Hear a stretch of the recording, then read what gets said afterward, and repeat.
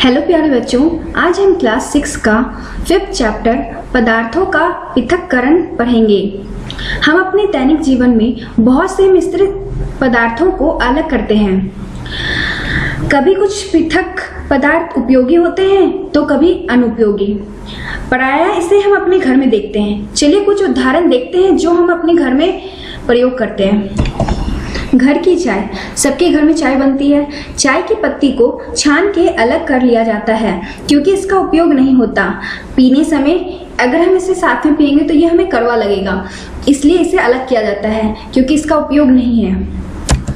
फसल कटाई के बाद उसमें से भूसे को अलग किया जाता है क्योंकि इसका कोई उपयोग नहीं होता। हमें संपूर्ण अनाज पाने के लिए उसे भूसे से अलग करना पड़ेगा। हम सभी के घर में मक्खन बनता है। कैसे हम दूध को मत्थन करके उससे मक्खन बनाते हैं, इसमें हम मक्खन को अलग करते हैं, लेकिन इसका उपयोग है, ये हमारे लिए उपयोगी है। कुछ और उदाहरण देखते हैं, जैसे रेशों से बीज को अलग करना ताकि हमें कपास प्राप्त हो सके।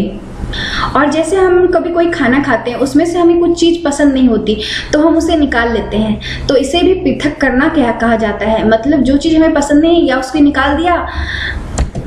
सोचिए, अगर दो टोकरी में सेब और आम मिला के रख दिए जाए तो क्या आप इसे आसानी से अलग कर सकते हैं? हाँ, इसे हम आसानी से पृथक कर सकते हैं। लेकिन वहीं कहीं अगर किसी रेत को नमक में मिला दिया जाए तो क्या इसे आसानी से अलग किया जा सकता है? नहीं। चलिए, आपकी दोस्त पहेली ये जानना चाहती है कि हमें पृथक या कोई चीज को अलग करने की जरूरत ही क्यों पड़ती है। हम बच्चों ने देखा होगा कभी माँ को चावल चुनते हुए उसमें से कुछ कंकड़ रहते हैं, उसे अलग किया जाता है क्योंकि ये अगर हमारे पेट में गए तो नुकसानदायक हो सकते हैं। वहीं किसी को इसलिए अलग किया जाता है ताकि उसमें से कीटाणु, अगर कीड़े मकोड़े हों तो वो निकल जाए। क्रियाकलाप 1 के सारणी में हम देखेंगे कि आखिर हम क्यों किसी चीज़ को अलग करते हैं। क्या जिस चीज़ को हम अलग करते हैं वो दोनों उपयोगी है? क्या हम उसको फेंक देते हैं या रख लेते हैं? चलिए देखते हैं। चावल से पत्थरों को अलग करना। हाँ, हम क्यों अलग करते हैं? ताकि हानिकारक जो सामान उसमें है उसको हम दूर कर सके। पत्थर, भूसे, कीटाणु सबको हम दूर कर सके क्योंकि ये हमारे लिए हानिकारक है। इसलिए हम इस जो कचरा जो निकलता है उसको क्या करते हैं, उसको हम फेंक देते हैं। अब देखिए, मक्खन प्राप्त करने के लिए दूध का मंथन। मक्खन प्राप्त करने के लिए दूध का मंथन। तो हम अब क्या करते हैं, दोनों चीज जो हमें मिलता है, मट्ठा और फिर मक्खन, दोनों हमारे लिए उपयोगी होते हैं। जिसका घी बना लेते हैं और जिसको छाछ के रूप में हम सेवन करते हैं। इसका मतलब इसमें जो हमें दो पदार्थ प्राप्त होते हैं वो दोनों चीज हमारे लिए उपयोगी है। हम दोनों का उपयोग करते हैं। दोनों पदार्थ या जो दोनों सामग्री हमें जो प्राप्त होती है उसका हम उपयोग करते हैं। चाय की पत्तियां को पृथक करना। अब देखिए, चाय की पत्तियां को पृथक करते हैं तो क्यों करते हैं? क्योंकि वो अनुपयोगी हो गया चाय बनने के बाद, तो उसे हम दूर कर देते हैं। और फिर इसको हम क्या करते हैं, तो हमें जो ठोस जैसा उसका प्राप्त होता है उसे हम फेंक देते हैं क्योंकि इसका कोई यूज नहीं है, इसलिए। चलिए अब हम आगे देखते हैं।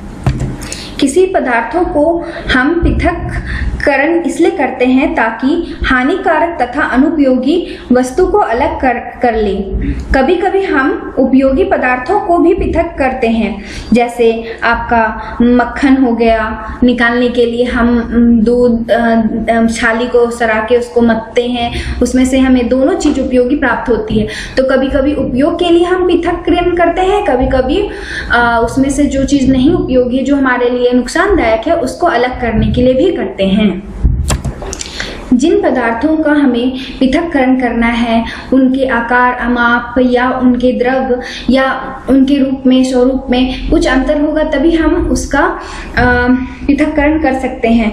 तो उसी के अनुसार हम देखेंगे कि विभिन्न प्रकार की विधियां जिससे हम पृथक्करण करके अपना उपयोगी या अनुपयोगी चीज को अलग कर सकते हैं। पृथक्करण की बहुत सारी ऐसी विधियां हैं जिसका हम उपयोग दैनिक जीवन में करते हैं। चलिए पहला देखते हैं, हस्तचयन। हम सब ने अपने घर में अपने बड़ों को कभी गेहूं, चावल, दाल, चना, मटर सबसे मिट्टी के कणों, पत्थर, कीड़ा या कोई और उसमें मतलब जैसे चावल है तो उसमें गेहूं का टुकड़ा आ गया, तो ऐसे कणों को हम अलग करते हुए अपने घरों में किसी न किसी को देखा ही होगा। हस्तचयन द्वारा इसे प्रायः अपने घर में माँ या कोई भी घर के सदस्य इसे चुनते हैं। ये अशुद्धि अधिक नहीं होती जिसके कारण इसे चुना जा सकता है हाथ के द्वारा। इसमें जो अशुद्धि होती है उसके कण का आकार उतना छोटा नहीं होता जितना कि हमारे आंखों से ना दिख सके, इसलिए हम उसे आसानी से अपनी आंखों से देखकर हाथ से निकाल सकते हैं। अगर कभी बहुत मात्रा में गेहूं, चावल हो तो क्या इसे हाथ द्वारा अलग करना संभव होगा? नहीं, बहुत ज़्यादा ये हमें बोर कर देंगी और फिर ये बहुत ज़्यादा प्रॉब्लम क्रिएट करेंगी, इसलिए इसे हाथों द्वारा तब अलग कर, इसमें से असुविधाजनक वाले चीज़ों को तब अलग कर पाना मुश्किल होगा। अब हम दूसरी विधि देखेंगे जो है थ्रेसिंग। आप सभी ने खेतों में फसल को देखा होगा, जब फसल पक जाते हैं तो उनको काट के खेतों में छोड़ दिया जाता है सूखी डंडियों का गट्ठर बना बना के। क्या इसे आम अमरूद की टोकरी की तरह आसानी से अलग किया जा सकता है? नहीं, क्योंकि अन्न कण की संख्याएं बहुत अधिक होती है, इसे आसानी से अलग नहीं किया जा सकता। तो इसे अलग करने के लिए हम थ्रेसिंग विधि का उपयोग करते हैं। सूखे पौधे की डंडियों से अन्न कणों अथवा अनाज को अलग करने के लिए जिस विधि का प्रयोग किया जाता है उसे थ्रेशिंग कहते हैं। हम सभी ने देखा ही होगा कि कभी इन डंडियों को पीटकर इनमें से अन्न कण को अलग किया जाता है, कभी बैलों के द्वारा। जब पौधे की डंडियां सूख जाती है तब बैलों को उस पे चलाया जाता है। बैलों के पैरों की मदद से उनमें से अन्न कण दाने अलग हो जाते हैं। अब तो थ्रेसिंग मशीन आ गया है जिसके द्वारा अन्न कण आराम से बड़ी मात्रा में और कम समय में आराम से हमें प्राप्त हो जाते हैं। अब हम निष्पावन को देखेंगे। सोचिए, अगर दो पदार्थ हैं और दोनों समान आकार के हैं, जैसे रेत, सूखी पत्तियों का पाउडर, लकड़ी के बुरादे, महीन भूसा, क्या इन्हें हस्तचयन द्वारा आराम से अलग किया जा सकता है? नहीं, क्योंकि इनके आकार बहुत छोटे और बहुत ज़्यादा मात्रा में ये रहते हैं। चलिए अब हम इसे अलग करने की कुछ सोचते हैं। चलिए खुले मैदान में चलते हैं। अब हम जो गेहूं और उसमें भूसे मिले हुए हैं उसको हम एक स्टूल की मदद से एक स्टूल पे खड़े हो जाते हैं और सूप को कंधे के पास लाके उसे धीरे धीरे नीचे गिराने की कोशिश करते हैं। लेकिन याद रहे, हवा आपके मुंह की तरफ ना चल रही हो, हवा आपके पीठ की ओर से चल रही हो। जब आप धीरे धीरे मिश्रण को गिराएंगे तो आप पाएंगे कि हल्का पदार्थ जो है वो दूर जाके गिरेगा और जो भारी है वो नीचे आपके पास आके गिरेगा। तो बच्चों, जब हम दो पदार्थों को हवा की मदद से अलग कर पाते हैं तो उसे निष्पावन विधि कहते हैं। इसमें से एक पदार्थ हमेशा भारी और दूसरा हमेशा हल्का होगा। हमने इस विधि को अपने आसपास के खेतों में या अपने घरों में भी महसूस किया होगा। माँ हमेशा सूप में से कुछ फटकती है, जो चीज़ भारी होता है वो पीछे रह जाता है और जो हल्का होता है वो आगे गिर जाता है। आप सभी ने अपनी माँ को सूप में कुछ ना कुछ चूरा, चावल या कुछ भी फटकते हुए देखा होगा। अन्न कण जो हमें प्राप्त हुए और इससे जो भूसा बाहर निकला उसका उपयोग हम किस किस चीज़ में कर सकते हैं? भूसे को पशु के चारे के रूप में हम उपयोग कर सकते हैं तथा जलावन में उपयोग कर सकते हैं। भूसा, उपला, गोईठा जो होता है उसको बनाने में उपयोग किया जा सकता है। चलिए अब हम चालन विधि को जानेंगे जिसके द्वारा हम पृथक्करण करके क्या पा सकते हैं और क्या हटा सकते हैं। हम सब ने अपनी माँ को आटा को चलनी से चालते हुए देखा होगा। जब हम आटा को चालते हैं तो ऊपर चोकर बच जाता है। गेहूं को पीसने से पहले हम उसमें से पत्थर या भूसे को हटाते हैं। इसे चलनी पर डाला जाता है। गेहूं में निष्पावन और थ्रेसिंग के बाद भी कुछ रह जाता है तो उसे पीसने से पहले हम चलनी में डाल देते हैं ताकि इससे भी छोटे अगर कण कोई रह गए हों तो वो भी अलग हो जाएं। हम सब बच्चों ने देखा होगा बिल्डिंग या इमारत बनाते समय हम बालू से कंकड़ पत्थरों को अलग करते हैं, क्योंकि जब हमें अपने घर का प्लास्टर करना होता है तो हमें महीन बालू की आवश्यकता होती है और इसमें एक भी कंकड़ पत्थर ना हो, इसलिए हम इसे चलनी की सहायता से छोटे कण पास हो जाते हैं और बड़े कण ऊपर रह जाते हैं चलनी में। चलनी द्वारा हम पृथक्करण तभी कर सकते हैं जब दो पदार्थों का मापों में अंतर हो और दोनों या तो हल्का हो या तो भारी। नहीं तो अगर एक हल्का एक भारी होगा तो इसे निष्पावन द्वारा अलग किया जा सकता, लेकिन यहाँ पे दोनों या तो हल्का होते हैं या तो दोनों भारी। क्रियाकलाप 4 में हमें एक चीज करने के लिए कहा गया है। अगर चौक को आटा में मिला दे और जितना भी हमने पीछे अलग करने का तरीका सीखा है, क्या इन दोनों को उसके द्वारा अलग कर सकते हैं? क्योंकि दोनों का आकार माप सब सेम है। चलिए तो हम आगे जानते हैं कि चौक और पाउडर अगर एक आकार माप की वस्तु हैं तो उन्हें कैसे अलग किया जा सकता है। अब हम अपसादन, निस्तारण तथा निस्यंदन को देखेंगे। कभी कभी कुछ ऐसी अशुद्धियां होती हैं जो हमें खुली आंखों से दिखाई नहीं देती, तो उसके लिए हम क्या उपयोग करते हैं? चलिए जो हम अपने दैनिक जीवन में उपयोग करते हैं उसे देख के समझने की कोशिश करते हैं। जैसे माँ को घर पे चावल दाल को धोते हुए देखा होगा। जब हम चावल दाल को धोते हैं तो उसमें से कोई गंदगी, धूल, मिट्टी, कण जो उसमें चिपकी हुई रहती है वह ऊपर आ जाती है पानी के साथ और चावल दाल भारी होने के कारण नीचे बर्तन में बैठ जाता है।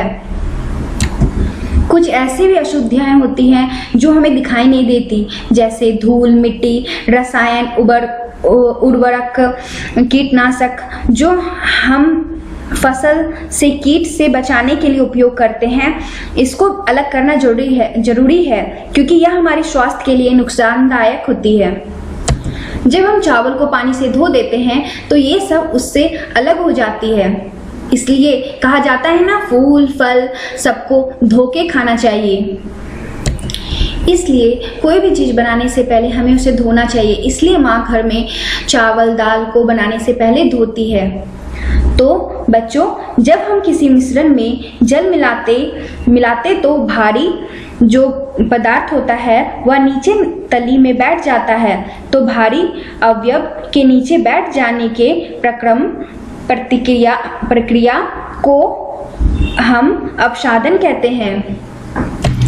तो अपसादन क्या हुआ? जब हम कोई चीज को जल में मिलाते हैं और भारी चीज उसके तली में बैठ जाती है तो वह अपसादन कहलाया।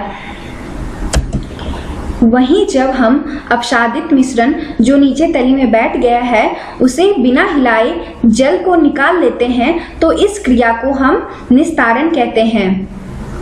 देखते हैं ना, माँ कैसे संभलकर धीरे से वो गंदे पानी को नीचे गिरा देती है और चावल आपका पूरा का पूरा साफ नीचे रह जाता है। चित्र 5.1 में यही बताया गया है, इसे और अच्छे से समझाया गया है। जैसे अगर हम मिट्टी को पानी में कोई ग्लास में घोलते हैं तब कुछ समय के बाद उस जो भारी कण होता है वो नीचे बैठ जाता है और जो हल्का होता है वो ऊपर उठ जाता है। तब हम धीरे से अगर गंदे वाले पानी को गिरा देंगे तो हमें नीचे जो मिट्टी है वो दिखाई देगी बची हुई।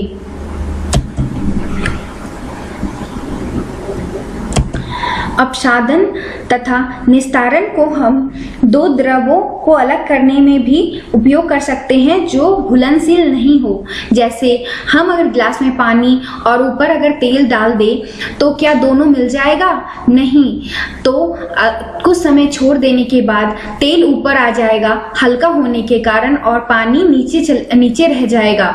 तो अगर हम धीरे से निस्तारण द्वारा उसको दूसरे चीज में निकाल दे तो हमें पानी मिल जाएगा। तो इस प्रकार हम जल से तेल को अलग कर लिए। बच्चों चलिए इस क्रिया को हम घर में उपयोग होने वाले चीज पे करके देखते हैं। सबके यहाँ चाय बनती है तो इस बार चाय को हम छन्नी के जगह निस्तारण द्वारा करके देखते हैं। जब चाय बन गई तो कुछ देर के लिए हम उसे अपसाधन स्थिति में आने के लिए छोड़ दें। जब वह अपसाधन स्थिति में आ गई तब हम उसे धीरे से निस्तारण द्वारा निकालने की कोशिश करेंगे। सिर्फ चाय को। क्या सिर्फ चाय बाहर आई और सारी पत्तियां या जो चीज उपयोगी नहीं है वह नीचे रह गई? जी, बहुत कुछ तो आ गई, लेकिन कुछ पत्तियां जो हल्की होने के कारण साथ साथ भी आ गई। तब अब हम इसे कैसे अलग करेंगे? तो अब हम क्या करते हैं कि पतला कपड़ा लेते हैं। हम यहाँ छन्नी उपयोग नहीं कर सकते क्योंकि उसकी दांत बहुत बड़ी होती है। तो हम कपड़ा उपयोग करेंगे और कपड़े पे जब हम डालेंगे तो ये फिल्टर का काम करेगी और ये साफ चाय हमें मिल जाएगी। फिल्टर करने की इसी क्रिया को हम निस्यंदन कहते हैं। तो बच्चों हमने क्या देखा कि चाय की पत्तियों को पृथक करने में निस्तारण और निस्यंदन में से निस्यंदन ज़्यादा अच्छा है। कभी ऐसा होता है कि मतलब कभी बरसात का मौसम हो और आपके नल से साफ पानी की जगह गंदा पानी आने लगे, तो ऐसी स्थिति में हम उस पानी को कैसे साफ कर सकते हैं? या कभी हम गांव में देखते हैं कि नदी तालाब में गंदा पानी रहता है, अगर हमको उसको लाना हो तो गंदा ही पानी रहता है, तो उस पानी को हम कैसे साफ कर सकते हैं? चलिए देखते हैं। तो क्रियाकलाप 5 में हम देखेंगे कि हम पानी को कैसे साफ कर सकते हैं। इसमें हम अपसाधन, निस्तारण, निस्यंदन तीनों का प्रयोग करेंगे। तो जब हम नदी तालाब से कोई गंदा पानी लेके आते हैं तो उसको हम कुछ देर के लिए, कुछ घंटों के लिए छोड़ देंगे, तब वह अपसाधन स्थिति में आ जाएगा। फिर हम बिना हिलाए अब इस पानी को दूसरे में निकाल लेंगे, जिसे हम निस्तारण विधि कहते हैं। क्या मिट्टी वाला पानी पूरी तरह रंगहीन हुआ, कलरलेस हुआ? नहीं ना। तो अब हम इसका निस्यंदन करेंगे। क्या हम निस्यंदन को चाय वाली छन्नी की सहायता से कर सकते हैं? नहीं, क्योंकि चाय वाली छन्नी का छेद बड़ा होता है। तो अब हम क्या करेंगे? इससे छानने के लिए कपड़े की सहायता लेंगे, क्योंकि कपड़े के टुकड़े में बुने हुए तागों के बीच में छोटे छोटे छेद होते हैं। छलनी की तुलना में कपड़े के छेद बहुत छोटे होते हैं, इसलिए इसका प्रयोग हम निस्यंदन में करेंगे। क्या अब भी जल गंदा है? अगर हाँ, तो अब हम इन अशुद्धियों को फिल्टर पत्र द्वारा निस्यंदित करेंगे। अब फिल्टर पेपर क्या होता है बच्चों? फिल्टर पेपर एक ऐसा निस्यंदक होता है जिसमें अत्यंत सूक्ष्म छिद्र होते हैं, मतलब कपड़ों से भी महीन इसमें छेद होते हैं।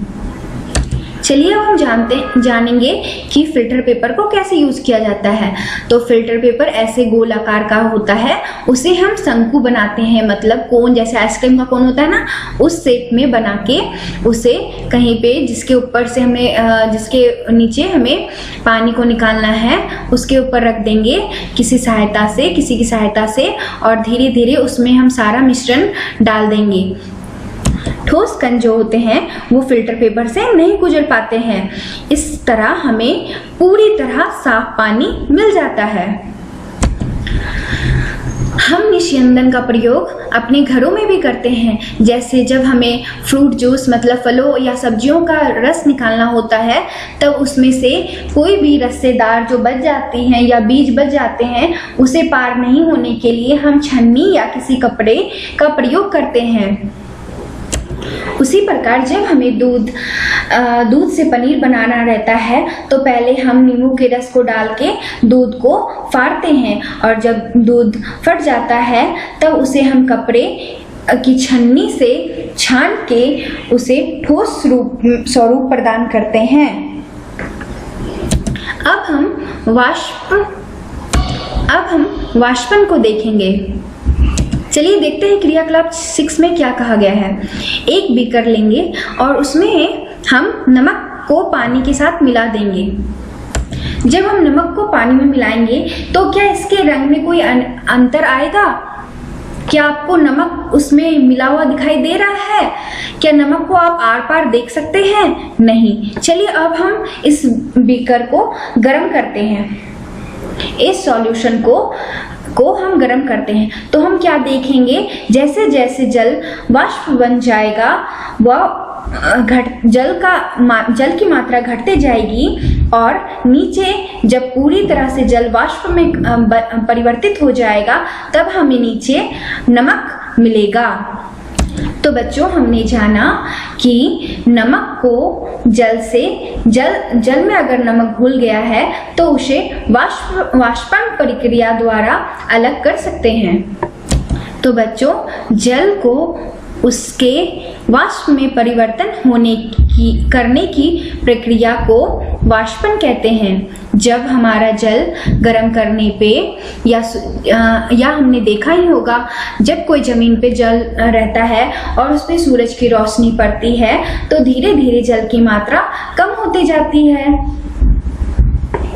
क्योंकि जल वाष्प बन के उड़ जाता है। अब हम जानेंगे कि हमें नमक कैसे प्राप्त होता है। समुद्र के जल में बहुत मात्रा में लवण होते हैं। कुछ लवण नमक होते हैं।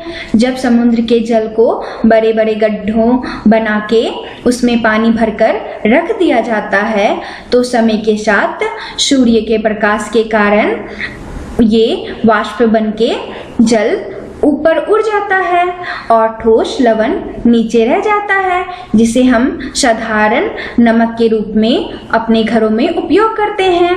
लेकिन ये नमक पूरी तरह से खाने योग्य नहीं होता है, तो इसमें कुछ शोधन किया जाता है।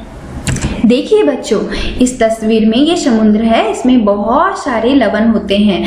पत्थरों से टूट के लवण होता है, या इसके अंदर भी बहुत सारे लवण होते हैं। उसमें से एक लवण नमक के रूप में बनता है। तो जब हम ऐसे गड्ढे बना के इसमें पानी को जमा करते हैं और समय के साथ धूप से ये सारा जल वाष्प बन के उड़ जाता है, तब हमें नमक प्राप्त होता है। पृथक्करण की एक से अधिक विधियों का उपयोग, चलिए अब हम देखेंगे। कभी कभी पृथक्करण एक विधि द्वारा संभव नहीं होता, तब हम एक से अधिक विधि का प्रयोग करते हैं ताकि हमें उपयोगी चीज प्राप्त हो सके। क्रियाकलाप 7 में हम देखेंगे, जब रेत में हम नमक मिला देते हैं तो उसे कैसे अलग कर सकते हैं। चलिए देखते हैं। रेत और नमक मिला हुआ मिश्रण को जब हम एक बीकर में डालते हैं और उसमें थोड़ा सा पानी मिलाते हैं, तो नमक पानी में घुल जाता है और उसे हम निस्तारण या निस्यंदन विधि से छान लेते हैं, दूसरे गिलास में ले लेते हैं। अब हम नमक और जल मिला हुआ दूसरे बर्तन में जो हमने रखा है उसे हम गर्म करते हैं। तो बच्चों, उधर हमने जाना था कि कोई भी जल को जब हम गर्म करते हैं तो वो वाष्प में परिवर्तित होता है। तो देखिए, यहाँ भी जब हम नमक और पानी वाले घोल को गर्म कर रहे हैं तो यहाँ वाष्प बन रहा है। हमें वाष्प तो नहीं चाहिए, हमें जल और नमक अलग अलग चाहिए ना। तो अब हम क्या करेंगे, इसके ऊपर हम एक बर्फ वाली प्लेट रख देंगे, और जब ये वाष्प यहाँ से इसमें जाएगी तो तुरंत ठंडा हो जाएगी और ये वापस आपके लिक्विड द्रव में परिवर्तित हो जाएगी। ऐसा हम तब तक करेंगे जब तक पूरा द्रव जो इस केतली में है वो वाष्प नहीं बन जाता। जब ऐसा हो गया तो हम क्या पाएंगे कि नीचे हमारे पास इस केतली में सिर्फ नमक बचा और इधर प्योर पानी जो हमने पहले उसमें मिलाया था।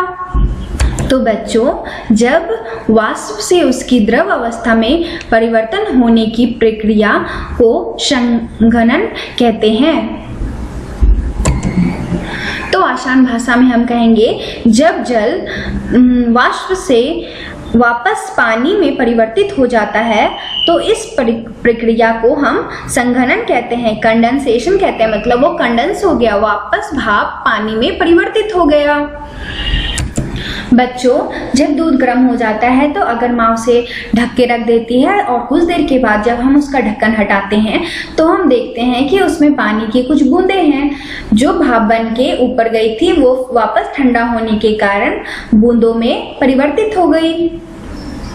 इस प्रकार हमने देखा कि रेत से नमक को अलग करने के लिए हमने 4 विधियों का प्रयोग किया: निस्तारण, निस्यंदन, वाष्पन तथा संघनन। पहेली थोड़ा उदास है क्योंकि उसने जितनी नमक को उसमें घोला, रेत में मिलाया था, वो उसे पूरी मात्रा में नहीं मिल पाई। ऐसा क्यों हुआ? पहेली ने कुछ गलती की क्या? चलिए देखते हैं। क्या जल किसी भी पदार्थ को कितनी भी मात्रा में घोल सकता है? मतलब अगर हम थोड़ा सा जग या ग्लास में थोड़ा सा जल ले और उसमें चाहे कितना डाले कितना भी डाल दे कुछ भी चीज, क्या वो सब चीज को घोल लेगा? क्या एक समय के बाद घुलना बंद हो जाएगा? चलिए देखते हैं और हम पहेली के उस उत्तर को भी जानने की कोशिश करेंगे कि उसने कहाँ गलती की थी। क्रियाकलाप 8 में हम देखेंगे, जल में बहुत सारे पदार्थ घुल जाते हैं। अगर पदार्थ की मात्रा बढ़ाई जाए तो क्या पदार्थ जल में घुलता जाएगा? चलिए हम एक बीकर लेते हैं और उसमें थोड़ा पानी डालते हैं। अब इसमें हम नमक मिलाते हैं, फिर घोलते हैं, फिर थोड़ा नमक मिलाते हैं, फिर घोलते हैं, फिर थोड़ा नमक मिलाते हैं। क्या एक समय ऐसा आएगा जब नमक घुलना बंद हो जाएगा? अब हम कितना भी चम्मच को घुमा ले, क्या वह नमक और पानी में घुलेगा? नहीं ना। तो इस समय इस विलयन को हम संतृप्त विलयन कहते हैं। देखिए, पहेली का उत्तर हमें यहाँ मिला कि पहेली ने कहाँ गलती की थी। पहेली ने क्या किया था? पानी का मात्रा बहुत कम रखा था और नमक उसमें ज़्यादा था, तो नमक जितना उसमें घुल सकता था उतना ही घुला। और जब पहेली ने उस नमक को छान लिया तो उसे उस कारण कम मात्रा में नमक की प्राप्ति हुई। ओ जा, पहेली ने तो ये गलती कर दी। क्या कोई और तरीका है जिसमें पानी मिलाए बिना भी हम उसमें से अधिक मात्रा में नमक को निकाल सकते थे? क्या पहेली कुछ और उपाय कर सकती थी? चलिए हम आगे देखेंगे। क्रियाकलाप 9 में फिर हम एक बीकर लेंगे और उसमें थोड़ा पानी डालेंगे और नमक डालेंगे, फिर नमक डालेंगे, फिर नमक डालेंगे, फिर नमक डालेंगे और घोलते रहेंगे जब तक वह ऐसे स्तर पर ना आ जाए जहां नमक पानी में घुलना बंद हो जाए, या आप कह सकते हैं संतृप्त विलयन से प्राप्त हो जाए। क्या अब हम इसमें और नमक घोल सकते हैं? हाँ, चलिए अब हम थोड़ा गर्म करते हैं। गर्म करने पे क्या अब हम उसमें और नमक घोल सकते हैं? बच्चे, जब हम उसे और गर्म कर रहे थे तो हमने उसमें थोड़ा नमक मिलाया, तो जब वापस वो ठंडा हुआ तो हम क्या देख पा रहे हैं कि नमक नीचे बैठा है, तले पे बैठा है, तली पे बैठा हुआ है? नहीं ना। इसका मतलब गर्म करने पर नमक अधिक मात्रा में घोली जा सकती है। मतलब बच्चों, हमने जाना गर्म करने पर संतृप्त विलयन का समय बढ़ जाता है। चलिए बच्चे, क्रियाकलाप 10 में हम देखेंगे, अगर हम 2 ग्लास में पानी लेते हैं आधा आधा और एक में हम नमक घोलना प्रारंभ करते हैं और दूसरे में चीनी, क्या दोनों का घुलने का समय समान है? दोनों में अगर 10 चम्मच इधर घोले और 10 चम्मच इधर घोले तो क्या दोनों घुल जाएगी या कोई ज़्यादा घुलेगी और कोई कम घुलेगी? तो बच्चे, सारणी 5.2 में हम यह घर में करके देख सकते हैं। नमक अगर हम ले ग्लास में पानी के साथ और उसे घोले और वहीं दूसरी ग्लास में हम पानी ले और उसमें चीनी घोले तो कितनी चम्मच इसमें घुलने में और कितनी चम्मच इसमें घुलने में लगेगी? कब दोनों मिश्रण संतृप्त हो जाएगा? बच्चे, फिर हम दोनों सॉल्यूशन को थोड़ा गर्म करेंगे और फिर हम उसमें चीनी या नमक मिलाते जाएंगे और फिर हम देखेंगे कि संतृप्त विलयन किसमें पहले आता है। तो मेरे प्यारे बच्चों, हमने इस चैप्टर में पृथक्करण की विधियों को जाना तथा संतृप्त विलयन के बारे में भी जाना कि जब किसी द्रव में कोई पदार्थ नहीं घुल पाता एक समय के बाद उसमें मिलने पे तो उस विलयन को हम सैचुरेटेड सॉल्यूशन संतृप्त विलयन कहते हैं। तो मेरे प्यारे बच्चों, मुझे उम्मीद है कि आप बच्चों को इस चैप्टर में सब कुछ समझ में आ गया होगा। तो बच्चों, विज्ञान को समझ के पढ़ें, बहुत मजा आता है।